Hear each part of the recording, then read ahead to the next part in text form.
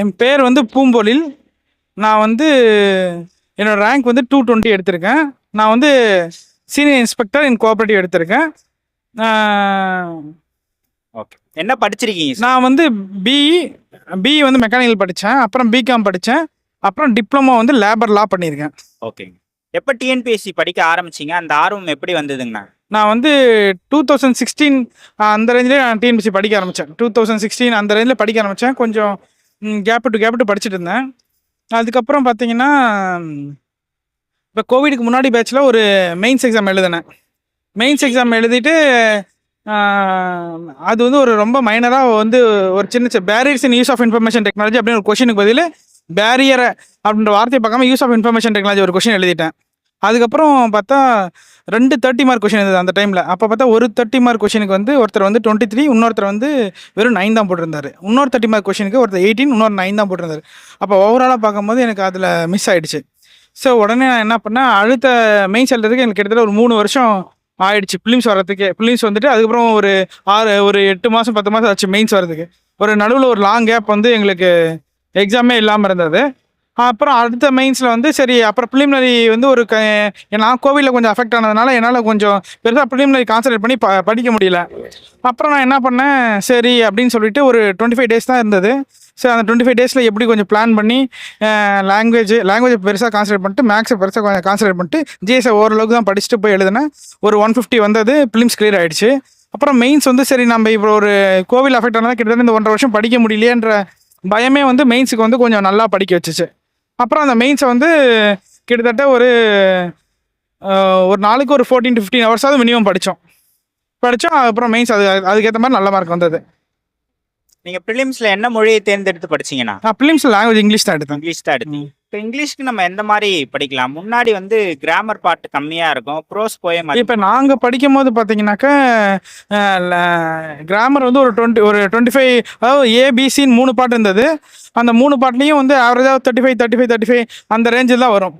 அதனால் ஒரு செக்ஷன் கொஞ்சம் முன்ன பின்ன இருக்கும், ஈஸியாக நம்ம கான்சன்ட்ரேட் பண்ணி மார்க் பண்ணிடலாம்.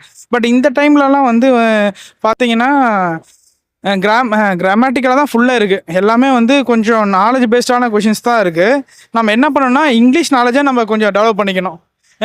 நம்ம டெய்லி நியூஸ் பேப்பர் படிக்கிறது கூட, நமக்கு இங்கிலீஷ் நியூஸ் பேப்பர் படிக்கிறது கூட நமக்கு அந்த இடத்துல வந்து ஒரு சூட்டபுளான ஆப்ஷன்ஸ்க்கு வெக்காபுலரியை இப்போ கரெக்டான இடத்துல ப்ளேஸ் பண்ணுறதுக்கு அதெல்லாம் கொஞ்சம் தெளிவாக அதுக்கெலாம் கொஞ்சம் யூஸ் ஆகும். இங்கிலீஷ்க்கு நம்ம என்னென்ன புத்தகங்கள்லாம் படிக்கலாம்ண்ணா? இங்கிலீஷ்க்கு வந்து இப்போ பார்த்தீங்கன்னா நாங்கள் படிக்கும் போது நாங்கள் ஸ்கூல் புக்ஸை பெருசாக கான்சன்ட்ரேட் பண்ணோம். இப்போ ஸ்கூல் புக்ஸு ரெனன் மார்ட்டினு, அதுக்கப்புறம் வந்து கொஞ்சம் இங்கிலீஷ் வெக்காபுலரிஸை இம்ப்ரூவ் பண்ணுறதுக்கு நிறைய எஸ்எஸ்சிஸ்லாம் பிளாக் புக் அந்த மாதிரிலாம் இருக்குது. அந்த மாதிரிலாம் நம்ம கொஞ்சம் ஃபாலோ பண்ணாங்கன்னா கொஞ்சம் ஈஸியாக அடிக்கலாம். அவுட் சோர்ஸ் புக் எதுவும் பார்க்க வேண்டியதாக இருக்குமா, இல்லை ஸ்கூல் புக்ஸே போதுமானது தானே? இல்லை, இங்கிலீஷ்க்கு பொறுத்த இப்போ ஜிஎஸ்னால் வந்து நமக்கு ஸ்கூல் புக்கு ப்ளஸ் ஒரு மெயின்ஸ். இப்போ பாலிட்டின்னு எடுத்துக்கினா நமக்கு வந்து லக்ஷ்மி புக் படிக்கணும். அப்புறம் இப்போ எக்கனாமிக்ஸ்னு எடுத்தோன்னா சங்கர் கணேஷ் புக் படிக்கணும். அதுக்கப்புறம் +1 +2 புக்ஸை கண்டிப்பாக வந்து பாலிட்டி, எக்கனாமிக்ஸு, சயின்ஸுக்கும் நம்ம கண்டிப்பாக கவர் பண்ணியிருக்கணும். பேலன்ஸ் எல்லாமே ஸ்கூல் புக்கை படித்தாவே போதும் ஜிஎஸ் பார்ட்டுக்கு பொறுத்த வரைக்கும். அதுக்கப்புறம் கரண்ட் அஃபேர்ஸ்லாம் பார்த்தீங்கன்னாக்கா நம்ம வந்து ஃபஸ்ட்டு வந்து டெய்லி கரண்ட் அஃபேர்ஸை அப்பப்போ படிச்சுக்கிறது நல்லது. அது டெய்லி கரண்ட் அஃபேர்ஸை படிச்சுட்டு அது மந்த்லி கரண்ட் அஃபேர்ஸை கம்பைல் பண்ணி வச்சுக்கணும். இப்போ நம்ம இப்படி பண்ணிகிட்டே இருந்தாங்கன்னா நம்ம ஃபைனலாக படிக்கும்போது ரிவிஷன் பண்ணுறதுக்கு. அப்புறம் இப்போ கரண்ட் அஃபேர்ஸ்னால் வந்து ஜென்ரலாக ஃபஸ்ட்லாம் ஃபேக்சுவலாக இருந்தது, இப்போலாம் அப்படி இல்லை. அது கொஞ்சம் உள்ளுக்குள்ளே நம்ம படிக்கிற மாதிரி தான் இருக்குது, ஜென்ரலாக தெரிஞ்சுக்கிற மாதிரி இருக்குது. ஆப்ஷன் வெரைட்டிலே நமக்கு நிறைய டிஃபிகல்ட்டாக வைக்கிறாங்க. அதனால் நம்ம வந்து என்ன பண்ணணும்னா டெய்லி கரண்ட் அஃபேர்ஸை அன்னன்னைக்கு அப்டேட் பண்ணிவிட்டு ஒரு வீக்லி ஒரு டைம் கம்பைலைசேஷனு, இல்லைனா ஒரு 1 மந்த் ஒரு டைம் கம்பைலைசேஷன் நம்ம படிச்சுட்டோம்னா ஈஸியாக கவர் பண்ணி கரண்ட் அஃபேர்ஸில் நல்லா ஸ்கோர் பண்ணிக்கலாம். ஜிஎஸ்க்கு வந்து நம்ம ஸ்கூல் புக்ஸை ஃபஸ்ட்டு கவர் பண்ணிவிட்டு ஓல்டு கொஷின்ஸை கொஞ்சம் பார்த்துட்டு அந்த ஓல்டு கொஷின்ஸ்லாம் எங்கேருந்து வந்திருக்கு, இல்லை அதுக்கு வந்து நம்ம எப்படிலாம் படிக்கலாம்னு நம்ம அதை ஓடி போனோம்னா நமக்கு ஓரளவு கவர் பண்ணிடலாம். ஏன்னா நம்ம அவுட் சோர்ஸ் மட்டுமே நம்பி நம்ம போனாங்கன்னா, இப்போ அவுட் சோர்ஸ் மட்டுமே நம்ம நிறைய படிச்சோம்னா நமக்கு டெஸ்ட்டில் அதே கண்டிப்பாக ரிப்பீட் ஆகுமான்னு தெரில. அதனால நம்ம வந்து ஃபஸ்ட்டு ஸ்கூல் புக்ஸை முடிச்சுட்டு அதுக்கப்புறம் ப்ரீவியஸ் கொஷினை பார்த்துட்டு அது மூலயமா நம்ம அது எங்கெங்கே வந்திருக்கு அப்படின்றத நம்ம கிராஸ் பண்ணி போனோம்னா ஈஸியாக அந்த எக்ஸாம்ஸை கிராக் பண்ணிடலாம். மேக்ஸ், ஆப்டிடியூட், ரீசனிங் இது ரெண்டும் எந்த மாதிரி படிக்கலாம் அப்படின்றத சொல்லுங்கள். இப்போ மேக்ஸு பொறுத்த வரைக்கும் நான் எப்படி படித்தேன்னா, லாஸ்ட்டாக நடந்த எனக்கு என்ன, நான் வந்து ஒரு 21 டேஸ்லேருந்து 25 டேஸ் வரைக்கும் தான் ப்ரிலிம்ஸ் படித்தேன். எனக்கு ரொம்ப டைம் இல்லை, ஏன்னா நான் கோவிட் அஃபெக்ட் ஆனதுனால அந்த 25 டேஸில் வந்து டெய்லியுமே மேக்ஸ் ஒரு கொஷின் பேப்பர் சால்வ் பண்ணிவிடுவேன். Previous year question paper daily ஒரு கொஷின் பேப்பர் சால்வ் பண்ணிடுறேன். அப்போ 25 கொஷின் பேப்பர் நான் வந்து சால்வ் பண்ணேன் கிட்டத்தட்ட. அந்த அங்கே எக்ஸாம் ஹால் போனவன் எனக்கு 24 கொஷின் கரெக்ட் ஆச்சு 25க்கு. அது எப்படின்னா அந்த ப்ரீவியஸ் இயர் கொஷின் மெத்தடில் இருக்க எல்லா கொஷினும் நான் பார்த்தேன். அப்போ அதனால் என்ன ப்ரீவியஸ் இயர் கொஷின்ஸை நம்ம நல்லா கான்சன்ட்ரேட் பண்ணி பார்க்கணும். ஏன்னா எப்படி அதுக்குள்ளே தான் அந்த சர்க்கிள்குள்ளேயே தான் கொஷின்ஸ் வரும், அதை நம்ம அடாப்ட் பண்ணிக்கலாம். அப்புறமேட்டு இப்போ வேணால் கொஞ்சம் டஃப்பான சம்ஸ்லாம் இப்போ மென்சுரேஷன்லாம் கொஞ்சம் டாப்பிக்லாம் எனக்கு கொஞ்சம் டஃப்பாக இருக்கும். அதெல்லாம் ஸ்கூல் புக் சம்ஸை பார்த்தோன்னா நமக்கு ஒரு ஐடியா கிடச்சிரும். அதனால் இப்போ ஜென்ரலாக வந்து இப்போ பழைய கொஷின் பேப்பரை படிச்சுட்டு அதுக்கேற்ற மாதிரி அதுக்கு முன்னாடி நான் பேசிக் எல்லாமே படித்து வச்சிருந்தேன் அந்த இருக்கிற டாபிக்ஸ் எல்லாம். அதனால் பேசிக்கை படிச்சுட்டு ப்ரீவியஸ் இயர் கொஷின் பேப்பரை பார்த்தாங்கனாவே மேக்ஸை கான்சன்ட்ரேட் பண்ணி அடிச்சிடலாம். ஓகே, நீங்க எப்படி செல்ஃபா படிச்சீங்களா அகாடமி போனீங்களா? இல்லை, நான் பிலிம்ஸ் வந்து செல்ஃபாக படித்தேன், மெயின்ஸ் வந்து அகாடமி போனேன். மெயின்ஸ் ரிட்டன் ப்ராக்டிஸ்க்குலாம் வந்து அகாடமி எனக்கு கண்டிப்பாக ஹெல்ப்ஃபுல்லாக இருந்தது. மெயின்ஸை பொறுத்த வரைக்கும் நம்ம வந்து இப்போ ஃபிலிம்ஸை கிராக் பண்ணோம்னா எப்படின்னா நம்ம ஷெடியூல் வந்து 3 பிரிச்சுக்கணும். இப்போ லாங்குவேஜ் வந்து பார்த்தீங்கன்னா இப்போ மார்னிங் ஒரு 6 to 12 வந்து லாங்குவேஜுக்கு ஒதுக்கிடணும், அவ்வளோதான். அந்த டைமில் லாங்குவேஜ் தவிர வேறு எதுவுமே பார்க்க முடியாது. டெய்லியுமே லாங்குவேஜ் படிச்சிடணும். அப்புறம் நம்ம ஒரு பிரேக் எடுத்துகிட்டு ஒரு 2 மணி நேரம் மேக்ஸ் பார்த்துடணும். மீதி எவ்வளோ டைம் இருக்கோ அந்த டைம் ஃபுல்லாக நம்ம ஜிஎஸ் பார்த்துக்கணும். அப்போ லாங்குவேஜ், மேக்ஸு, ஜிஎஸ் இது 3த்தையுமே ஒரு நாளில் சைமல்டேனியஸாக பார்த்துக்கணும்.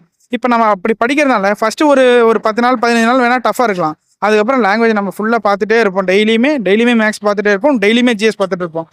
அப்போ நான் அப்படி பண்ணும்போது நமக்கு வந்து ஈஸியாக வந்து எல்லா சப்ஜெக்ட்லையும் நம்ம ஓவராலாக கவர் பண்ணிடுவோம். திடீர்னு பார்த்தீங்கன்னா நம்ம எக்ஸாமில் ஒரு செக்ஷன் வந்து ரொம்ப டஃப்பாக வந்துடும், ஒரு செக்ஷன் கொஞ்சம் ஈஸியாக இருக்கும். அப்போ நம்ம ஈஸியான செக்ஷன் நல்லா ஸ்கோர் பண்ணிடலாம். மற்ற டஃப் செக்ஷன் கொஸ்டின் நம்ம அட்டன் பண்ண முடியும். நம்ம எல்லாத்துலேயும் டச்சாக இருக்கிறதுனால நம்ம ஓவராலாக நம்ம எல்லாத்துலேயுமே வெளில இருப்போம். இப்போ நிறைய பேர் என்ன பண்ணுவாங்க, லாங்குவேஜ் மட்டுமே ஃபுல்லாக கான்சன்ட்ரேட் பண்ணுவாங்க, மேக்ஸை மட்டுமே ஃபுல்லாக கான்சன்ட்ரேட் பண்ணுவாங்க, இல்லை ஜிஎஸ் மட்டுமே ஃபுல்லாக கான்சன்ட்ரேட் பண்ணுவாங்க. அப்படி பண்ணாமல் ஒரு ப்ரிலிமினரி எக்ஸாமுக்கு ஃபர்ஸ்ட் ஆஃப் வந்து லாங்குவேஜ், மிடில் ஆஃப் வந்து மேக்ஸ், செகண்ட் ஆஃப் வந்து ஜிஎஸ் அண்ட் கரண்ட் அஃபேர்ஸ், இது 3மே நம்ம ஓவராலாக பண்ணிட்டோம்னா நம்ம ஈஸியாக ப்ரிலிம்ஸை கிராக் பண்ணிடலாம். அப்புறம் மெயின்ஸுக்கு அப்படின்னு வரும்பொழுது நம்ம என்ன தான் படித்தாலும் அதை வந்து ரிட்டனில் கொண்டு வரணும். அதாவது நம்ம ஃபஸ்ட்டு டைம் நான் மெயின்ஸில் வந்து பட்ட அடி வந்து நான் அந்த கொஷின் பேப்பர் வாங்கி பார்க்கும்போது நம்ம இவ்வளோ நல்லா எழுதியிருக்கோம், நமக்கு ஏன் வரல அப்படின்னு பண்ணும்போது நம்ம எவாலுவேட்டரை சாட்டிஸ்ஃபை பண்ணலை, கொஷினை ஒழுங்காக படிக்கல அப்படின்னு 2 எனக்கு வேல்யூபிள் பாயிண்ட்ஸ் கிடைச்சது. நான் அடுத்த மெயின்ஸில் வந்து அதை ரெக்டிஃபை பண்ணிட்டேன். இப்போ என்னென்னா நான் ஃபஸ்ட்டு ஒரு கொஷின் பேப்பருக்கு ஆன்சர் எழுதுறேன்னா இது வந்து ஒரு எவாலுவேட்டராக நான் இருந்தால் இதுக்கு எவ்வளோ மார்க் போடுவேன், இதை எப்படிலாம் இன்னும் எழுதலாம் அப்படின்னு நான் பார்த்தேன். ஆனால் மெயின்ஸ் டாபிக்ஸ் படிக்கும்பொழுது இப்போ ஒரு மொத்தமாக எங்களுக்கு வந்து 3 டாபிக் இந்த social issues, science and technology, அப்புறம் தமிழ்நாடு கவர்னன்ஸ். இப்போ அதுக்கான டாபிக்ஸை வந்து தனியாக வெர்டிகல் எழுதி ஒவ்வொன்றுத்துக்கும் ஃபேக்சுவலாக ஒரு 10 பாயிண்ட்டு ஒரு ஃபேக்ட். இப்போ தமிழ்நாடு பஞ்சாயத்துனா தமிழ்நாடு பஞ்சாயத்து ஆக்ட், இப்போ 72nd அமெண்ட்மெண்ட்டு, 73rd அந்த மாதிரி இது ஃபேக்சுவலாக அதை பற்றி ஒரு 10 பாயிண்ட் எடுத்து வச்சுக்கிட்டேன். இப்போ நான் என்னதான் நான் வந்து சப்ஜெக்டை வந்து இப்போ அங்கே வந்து கொஷினோட வெரைட்டி வந்து மாறிக்கிட்டே இருக்குது, அதோட டிஃபிகல்ட்டியும் மாறிக்கிட்டே இருக்குது. அப்போ வந்து அங்கே கொஷின் வந்து நம்ம அனலைஸ் பண்ணுற மாதிரி இருக்கும். அப்போ நான் என்னோட பாயிண்ட் ஆஃப் வியூவில் அனலைஸ் பண்ணி அந்த கொஷனுக்கு ஆன்சர் எழுதினாலும் அந்த ஃபேக்சுவலான இன்ஃபர்மேஷன் படிச்சிருக்கேன் இல்லையா, அதை வந்து அந்த கொஷனில் எந்தெந்த இடத்துல என்னால் பாசிபிளாக உள்ளே எடுத்துகிட்டு வர முடியுமோ அதெல்லாம் எடுத்துகிட்டு வந்துடுவேன். அப்படி எழுதும் போது பார்த்தீங்கன்னா ஒரு எவலுவேட்டருக்கு நம்மளோட அனலிட்டிக்கல் ஸ்கில்லும் தெரியும், அது கூட நம்ம ஃபேக்சுவலாக இன்ஃபர்மேஷனும் போட்டிருக்காங்கன்னு தெரியும். ஸோ நம்மளால் வந்து ஈஸியாக மார்க்கை கிராஸ் பண்ண முடியும். ஓகே, இப்போ நோட்ஸ்லாம் எடுக்க வேண்டியது அவசியமா? கண்டிப்பாக மெயின்ஸுக்கு வந்து நான் நோட்ஸ் இல்லாமல் ஒன்றுமே பண்ண முடியாது. மெயின்ஸை பொறுத்த வரைக்கும் நோட்ஸ் வேணும். ஏன்னா இப்போ ப்ரிலிம்ஸுக்கு வந்து நம்ம வந்து வைட் வெரைட்டியாக படிக்கணும். ஃபுல்லாக படிச்சுட்டு நம்ம அதுக்கப்புறம் வந்து நம்ம இது பண்ணிக்கலாம். ஃபுல்லாக நம்ம படிக்கணும், கொஷின் அடிக்கணும், நம்ம நிறைய தெரிஞ்சுக்கணும்னு இருக்கோம். ஆனால் மெயின்ஸுக்கு நமக்கு எவ்வளோ தான் தெரிஞ்சாலும் அதை ரிட்டன் ஸ்கில்ல எடுத்துகிட்டு வரணும். அப்போ என்ன பண்ண வேணும், அது கன்சாலிடேட்டடாக அதுக்கான நோட்ஸை நம்ம ப்ரிப்பேர் பண்ணி வச்சுக்கணும். இப்போ மார்க்கில் நமக்கு வெரைட்டி ஆஃப் ரிசோர்ஸ் கிடைக்கும், அதில் நமக்கு என்ன தேவைன்றதை நம்ம ஒரு சின்னதாக ஒரு ஃபேக்சுவலாக நம்ம நோட்ஸ் ப்ரிப்பேர் பண்ணிட்டு படித்தா தான் நமக்கு மெயின்ஸுக்கு வந்து அது ரொம்ப ஹெல்ப்ஃபுல்லாக இருக்கும். ப்ரிலிம்ஸுக்கு கண்டிப்பாக நோட்ஸ் பெருசாக தேவையில்லை. கரண்ட் அஃபேர்ஸுக்கு, மேக்ஸுக்கு மட்டும் லைட்டாக படிச்சுட்டு மற்றதெல்லாம் நம்ம ரிப்பீட்டட் ரிவிஷன்ஸ் கொடுக்கணும். ரிப்பீட்டடாக ரிவிஷன்ஸ் கொடுத்துட்டே இருக்கணும். நிறைய பேர் 147 டெக்னிக்லாம் ஃபாலோ பண்ணுவாங்க. நான் என்னை பொறுத்தவரைக்கும் நம்ம டெய்லியுமே நம்ம 3த்தையும் டச் இருக்கிறதுனால நமக்கு பின்னாடி படிக்க அது நம்ம ஒரு ஸ்பெல்லு முடிச்சிட்டோம்னா அடுத்த ஸ்பெல்லு படிக்கும்போது நமக்கு ஒரு 50% ஞாபகம் இருக்குன்னா அடுத்த ஸ்பெல் முடிக்கும்போது நமக்கு 70, அடுத்த ஸ்பெல் முடிக்கும் 90, அதுக்கு அடுத்த ஸ்பெல் முடிக்கும் நம்ம 100% இருக்கும். அதை தாண்டி நம்ம கொஷின் பண்ணும்போது எல்லாருமே வந்து நல்லா தெரிஞ்ச கொஷினை மிஸ்டேக் பண்ணிடுவாங்க, தெரியாத கொஷின் கூட அவங்க லக்கில் விழும். அப்போ தெரிஞ்ச கொஷினை மிஸ்டேக்கே பண்ணக்கூடாதுன்னா நமக்கு இதெல்லாம் கொஞ்சம் ஹெல்ப்ஃபுல்லாக இருக்கும். அப்போ தெரிஞ்ச கொஷின்ஸை வந்து நம்ம வந்து ரிப்பீட்டடாக பல டைம் பல வெரைட்டி ஆஃப் சோர்ஸஸில் பார்க்கும்போது நமக்கு ஈஸியாக நம்ம பதிஞ்சிடும். நான் நல்லா தெரிஞ்ச கொஷினே நம்ம கொஷின் அடிக்கும் போது தப்பாக இருக்கும். அந்த கொஷினை வந்து நம்ம திருப்பி ரிவிஷன் பண்ணி கொஷின் தப்பாக எழுதிருக்கோமே திருப்பி படிக்கும் போது அது நம்ம கரெக்டாக எழுதும். அப்போ நம்ம ரிப்பீட்டடாக கொஷின்ஸை பார்க்க அது நமக்கு ஈஸியாக நம்ம அந்த கொஷின்ஸ் எல்லாம் மிஸ்டேக் இல்லாமல் எழுதிடலாம். பிஒய்க்கு எப்படி அனலைஸ் பண்ணலாம் அப்படின்னு சொல்லுவாங்க. இப்போ பிஒய்க்கு பொறுத்த வரைக்கும் நம்ம ஃபஸ்ட்டு வந்து ஒரு நான் எப்படி பண்ணேன்னா, ஃபர்ஸ்ட்டு ஒரு 4 ஆப்ஷன் இருக்குன்னா, அந்த 4 ஆப்ஷன்ல ஒரு 2 ஆப்ஷன கண்டிப்பா எலிமினேட் பண்ணிடுவேன். இது 2ம் வராதுன்ட்டு. மீதி 2த்துல 1த்த சூஸ் பண்ணுவேன். அப்ப என்னோட ப்ராபபிலிட்டி வந்து கொஞ்சம் அதிகமா இருக்கும். கொஸ்டின ரைட்டா பண்றதுல. இப்ப அப்படி இல்லன்னா ஒரு சுத்தமா டாபிக் தெரியல அப்படி வந்துருச்சுன்னா, எனக்கு சிலபஸ் வந்து ஏ டூ இசட் நான் தரோவா மண்டையில இருக்கும். அப்போ நான் இப்ப அனலைஸ் பண்ணி பார்க்கும்போது, இந்த மாரி ஒரு டாபிக் நம்ம சிலபஸ்ல இல்லையே. அப்ப இத வந்து நம்ம எலிமினேட் பண்ணிடலாம் அப்படின்னு சொல்லிட்டு அப்படி எலிமினேட் பண்ணி கூட எனக்கு நெறைய கொஸ்டின்ஸ் ரைட் ஆயிருக்கு. அது இல்லாமல் பொதுவாக வந்து A and B are correct, A வந்து கரெக்ட் எக்ஸ்பிளனேஷன் ஆஃப் பி அப்படின்லாம் அந்த மாதிரிலாம் கொஷின்ஸ்லாம் வந்து எனக்கு தெரியலனா அது வந்து நான் ஆப்ஷன் ஏவை சூஸ் பண்ணிக்குவேன். A is correct answer to B, இப்போ ஏ வந்து கரெக்ட் எக்ஸ்பிளனேஷன் ஆஃப் பி அப்படின்றத வந்து நான் சூஸ் பண்ணிப்பேன். அது எனக்கு மெஜாரிட்டி ஆஃப் கொஷின்ஸ் வந்து கொஞ்சம் கரெக்ட் பண்ணி கொடுத்துருக்கு. இதெல்லாம் ஒரு சின்ன சின்ன ட்ரிக்ஸ் மாதிரி நான் ஃபாலோ பண்ணேன். எனக்கு சூட் ஆச்சு. நீங்கள் எழுத உங்களுக்கு தெரியும். நான் வந்து இந்த சுத்தமாக தெரியாத டாபிக் சிலபஸை மட்டும் வச்சு கூட நான் அதை எலிமினேட் பண்ணி எனக்கு அது எக்ஸாம் கரெக்டாக கூட வந்திருக்கு. மெயின்ஸ் பொறுத்த வரைக்கும் எழுதுறது இல்லையா, அதில் எப்படி டைம் மேனேஜ்மெண்ட் பண்ணீங்க? மெயின்ஸை பொறுத்த வரைக்கும் எனக்கு ஃபர்ஸ்ட் டைம் எழுதும்போது நாங்கள் எழுதும்போது 300 மார்க் இருந்தது. 300 மார்க்கில் வந்து என்னால் ஒரு 220 மார்க் தான் எழுத முடிச்சு. மீது 80 மார்க் எழுதவே முடியல. அப்போ நான் என்ன பண்ணேன், கொஞ்சம் ஹேண்ட் ரைட்டிங்கே ஸ்பீட் பண்ணிக்கிட்டேன். அதே சமயத்தில் ஒரு கொஷினுக்கு இவ்வளோ ஆன்சர் எழுதுனா போதும், ஒரு கொஷினுக்கு இவ்வளோ எழுதுனா போதும், நம்ம நிறைய தெரியுதுன்றதெல்லாம் நம்ம எழுதிட்டே இருக்கக்கூடாது. இந்த கொஷினுக்கு எவ்வளோ ஆன்சர் தேவை, அடுத்தது கொஷினையே நான் இதே அளவுக்கு ஆன்சர்ஸ் எழுதி ஃபில் பண்ணி கொடுக்கணும். அப்போ நம்மளோட மெயின் டார்கெட் ஃபுல்லாக அந்த பேப்பரை கம்ப்ளீட் பண்ணணும். அப்படி இப்போ அந்த பேப்பர் கம்ப்ளீட் பண்ணலன்னா நம்மளால் வந்து சக்ஸஸ் ரேஷியோ வந்து நம்ம கம்மியாகிடும். அதனால் பேப்பர் கம்ப்ளீட் பண்ணுறதுக்கு எந்த மாதிரி வேர்ட்ஸ் போட்டு எந்த அளவுக்கு எழுதணுமோ அதை நம்ம கான்சன்ட்ரேட் பண்ணி எழுதிக்கணும். இப்போ எல்லாருமே வந்து இப்போ கூகுள்லேருந்து சோர்ஸ் பற்றி எடுத்தாலும் சரி, அகாடமி நோட்ஸில் படித்தாலும் சரி, இல்லை ஸ்கூல் புக்ஸில், இல்லை வேறு ஏதாவது ஸ்டாண்டர்ட் ஆத்தர் புக்ஸில் படித்தாலும் சரி, எல்லாமே ஒரே மெட்டீரியல், ஒரே சோர்ஸ் தானே. அப்போ மற்றவங்க பேப்பர்லேருந்து நம்ம பேப்பர் எப்படி வித்தியாசப்படுத்தி காட்டுறது? அதுதான் இப்போ என்னன்னா, இப்போ வந்து நம்ம ஒரு தெரியுதுன்ட்டு நம்ம உடனே பேராஃபாக எழுதிட்டு இருப்போம். அப்படிலாம் எழுத தேவையில்ல. ஒரு ஹெட்டிங் அதுக்கான 2 பாயிண்ட்டு, ஒரு ஹெட்டிங் அதுக்கான 2 பாயிண்ட், ஒரு ஹெட்டிங் அதுக்கான 2 பாயிண்ட்டு. அந்த பாயிண்ட் எல்லாமே வேலிடான பாயிண்ட்டை மட்டும் இருக்கணும். 10 பாயிண்ட் கொடுத்தாலும் அது வேலிடான பாயிண்ட்டை கொடுத்துட்டு நம்ம அதை கான்சன்ட்ரேட் பண்ணிட்டு போயிடணும். அதை விட்டுட்டு நம்ம வந்து பேராஃபாக எழுதிட்டு அந்த மாதிரிலாம் இருக்க தேவையில்ல. ஓகே. இப்போ ஃபேமிலியில் படிக்கிறதுக்கு சப்போர்ட் பண்ணாங்களா? ஃபேமிலியில் வந்து எனக்கு கண்டிப்பாக நிறைய சப்போர்ட் பண்ணாங்க. கடைசி நேரத்தில் வந்து அவங்களே வந்து என்னப்பா இவ்வளோ நாள் படிச்சுட்டே இருக்கிற மாதிரி இருக்குது, வேறு ஏதாவது பார்க்கலாமா அப்படின்ற மாதிரி சொன்னாங்க. நான் ஒரு சான்ஸ் கேட்டேன், கண்டிப்பாக இந்த டைம் சக்ஸஸ் பண்ணிடலான்ட்டு. அதே மாதிரி அந்த சான்ஸில் நான் வந்து பிரேக் பண்ணி சக்ஸஸ் பண்ணிட்டேன். பட் என்ன தான் நம்ம ஃபேமிலி சப்போர்ட் பண்ணாலுமே அவங்களுக்கு ஒரு சாட்டிஸ்ஃபை பண்ணணும்ல. நம்ம பக்கம் போயிட்டு வந்துட்டே இருந்தால் அது அவங்களுக்கே ஒரு நெகட்டிவ் தாட்ஸை தான் கொடுக்கும். அதனால் நம்ம சக்ஸஸ் பண்ணணும், அது அவங்களுக்கு புரிய வைக்கணும். இது எவ்வளோ கஷ்டமான ஃபீல்டு, இங்கே எத்தனை பேர் போட்டி போடுறாங்க, அதில் நாம் என்னெல்லாம் பண்ணுறோம் அதில் வின் பண்ணுறதுக்கு, அப்படின்றத பேரண்ட்ஸ் சைட்லேயும் நம்ம சைடில் அவங்க நம்மளையும் அவங்க புரிஞ்சுக்கணும். நம்ம எவ்வளோ நினைக்கிறோமோ அதே மாதிரி நாம் அவங்களுக்கு புரிய வைக்கணும். இந்த ஃபீல்டு எவ்வளோ ஒரு குரூஷியலான ஃபீல்டு, இதில் நம்ம சக்ஸஸ் பண்ணுறதுக்கு என்னென்னலாம் பண்ணணுன்ட்டு நம்மளோட தாட்ஸையும் அவங்களுக்கு கொஞ்சம் புரிய வச்சாங்கன்னா இன்னும் நல்லா சப்போர்ட்ஸ் கிடைக்கும். எனக்கு ஒரு 90% நல்லா சப்போர்ட் கிடைச்சிது. பட் ஆனால் இந்த கடைசி போக போக அவங்களே கொஞ்சம் வெக்ஸ் ஆகிட்டாங்க. அந்த டைமில் நான் கொஞ்சம் அடிச்சிட்டேன். அதனால் கொஞ்சம் சரியாக போச்சு. பட் நான் என்ன சொல்கிறேன்னா, ஃபர்தராக இப்போ ஒரு ப்ரிப்பேர் பண்ணுறீங்கன்னா அவங்கக்கிட்ட தெளிவாக சொல்லிவிடுங்க. இவ்வளோ விஷயம் இருக்குது, இத்தனை பேர் போட்டி இருக்குது, இதெல்லாம் அடிக்கணும், இதுக்கு இவ்வளோ டைம் எடுத்துக்கும். அதனால் கொஞ்சம் சப்போர்ட் பண்ணுங்கன்ட்டு நீங்கள் அவங்கள கொஞ்சம் கன்வின்ஸ் பண்ணிங்கன்னா கொஞ்சம் கரெக்டாக இருக்கும்.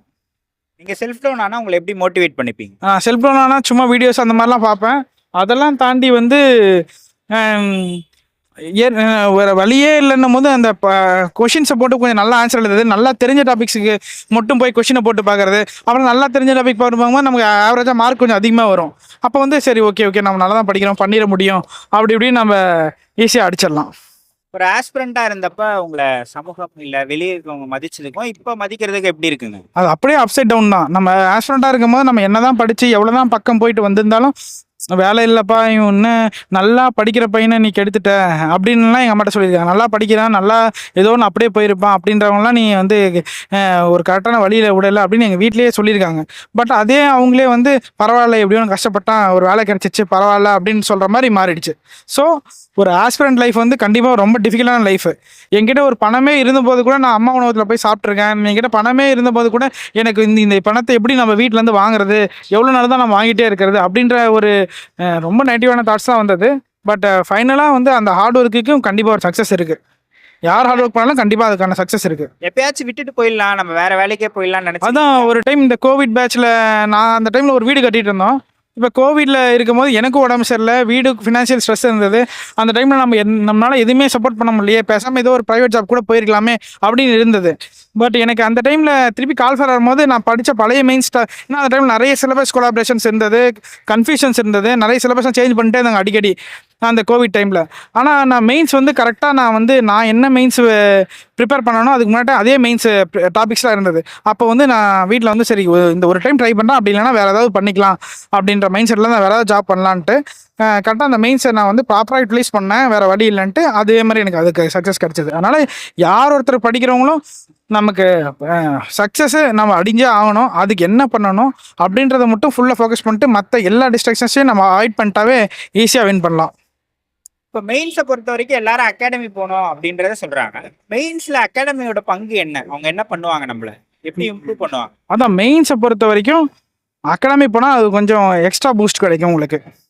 ஏன்னா வந்து உங்களுக்கு வந்து நான் ஜென்ரலாக அவங்க நிறைய பேப்பர்ஸை பார்த்துருப்பாங்க, நம்ம பேப்பர்ஸை எப்படி வேரியேஷன் பண்ணி காட்டலாம், எப்படி டெவலப் பண்ணலாம் அப்படின்னு வந்து உங்களுக்கு சொல்லிக் கொடுப்பாங்க. அதனால் ஏதோ நான் அகாடமி மட்டுமான்னு கேட்டால் கிடையாது, அகாடமியோட ஹெல்ப்பை நம்ம யூஸ் பண்ணிக்கலாம். இப்போலாம் வந்து நிறைய யூடியூப் சேனல்லே சொல்கிறாங்க. அதனால் நம்ம வந்து எல்லாத்தையும் கொஞ்சம் யூஸ் பண்ணிட்டா கொஞ்சம் நல்லது தானே. கரண்ட் அஃபேர்ஸ் ரிலேட்டடான கொஸ்டின்ஸ் அதிகமாகிட்டே இருக்கு இல்லையா? இப்போ நடப்பு நிகழ்வுகளை நம்ம எதில் படிக்கிறது பெட்டரா இருக்கும்? நடப்பு நிகழ்வுகளில் டெய்லி நியூஸ் பேப்பர் படிக்கிறது பெட்டராக இருக்கும்.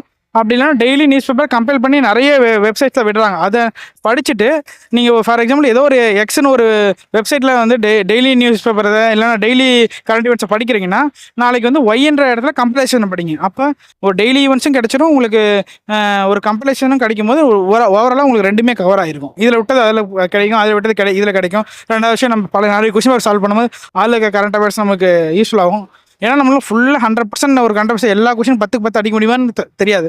நம்ம மற்றவங்க 7 அடிக்கிறாங்க, நம்ம 1 சேர்த்து அடிக்கணும், 8 அடிக்கணும். அதுக்கு என்ன வேணுமோ அதை பண்ணிக்கலாம். படிக்கிறதெல்லாம் ஒரு பார்ட். எக்ஸாம் ஹாலில் நம்ம ப்ரெசென்ட் பண்ணுறதுல இல்லை அந்த 3 மணி நேரத்தில் நம்ம கையாளுறது தான் நமக்கு வந்து வெற்றி இருக்குது. அப்போ அங்கே ப்ரெஷரை நம்ம ஹேண்டில் பண்ண வேண்டியதாக இருக்கும். நிறைய பேர் வந்து இந்த ப்ரெஷரை ஹேண்டில் பண்ண முடியாமல் தோல்வி அடைஞ்சிடறாங்க. தெரிஞ்ச கொஸ்டினை தப்பாக போட்டுறாங்க, சரியாக படிக்காமே ஆன்சர் எழுதிடுறாங்க. இந்த மாதிரியான சில்லி மிஸ்டேக்ஸ் அங்கே எப்படி ப்ரெஷரை ஹேண்டில் பண்ணுறது? உங்களுக்கு ரிப்பீட்டட் ரிவிஷனும் ப்ளஸ் செல்ஃப் டிசிப்ளினுமே நீங்கள் கரெக்டாக அதை ஃபாலோ பண்ணிட்டு இருக்கும்போது உங்களுக்கு அந்த ப்ரெஷரை அது எப்படிலாம் ஹேண்டில் பண்ணலான்றத உங்களுக்கு கற்றுக் கொடுத்துரும். நீங்கள் நார்மலாக ஒரு டெஸ்ட் எழுதும்போது 2 டெஸ்ட் எழுதும்போது 3 டெஸ்ட் எழுதும்போது ப்ரெஷர் இருக்கும். அது நீங்கள் ரிப்பீட்டடாக உங்கள் ஹேபிச்சுவலாகவே மாறிடுச்சு, உங்களுக்கு டெய்லி பழக்கமே அது மாறிடுச்சுன்னும் போது அதை ஈஸியாக நீங்கள் அங்கே டேக்கிள் பண்ண முடியும் ஈஸியாக. இந்த பயணத்தில் நீங்கள் யாருக்கு நன்றி சொல்லணும்னு நினைக்கிறீங்களோ சொல்லலாம். நான் நன்றி சொல்கிறது என் பேரண்ட்ஸுக்கு தான் நன்றி சொல்லணும். என் தாய் மாமா ஹெல்ப் பண்ணார், எங்கள் அத்தை ஹெல்ப் பண்ணாங்க, என் தாய் மாமா ஒய்ஃபு. ஒவ்வொருத்தர் ஒரு ஒரு ஒரு ஃபேமிலி இந்த அளவுக்கு ஹெல்ப் பண்ணுவாங்களான்ற மாதிரி நிறைய பேர் ஹெல்ப் பண்ணாங்க. அவங்க எல்லாத்துக்குமே தான் நன்றி சொல்லணும். எக்ஸ்பெஷலாக வந்து பார்த்தா எங்கள் அம்மாவுக்கு நன்றி சொல்லணும். எல்லோரும் நல்லா படிங்க, உங்கள் கெரியரில் நீங்கள் சக்ஸஸ் பண்ணுறதுக்கு என்னோடய வாழ்த்துக்கள் எப்பயுமே. தேங்க்யூ.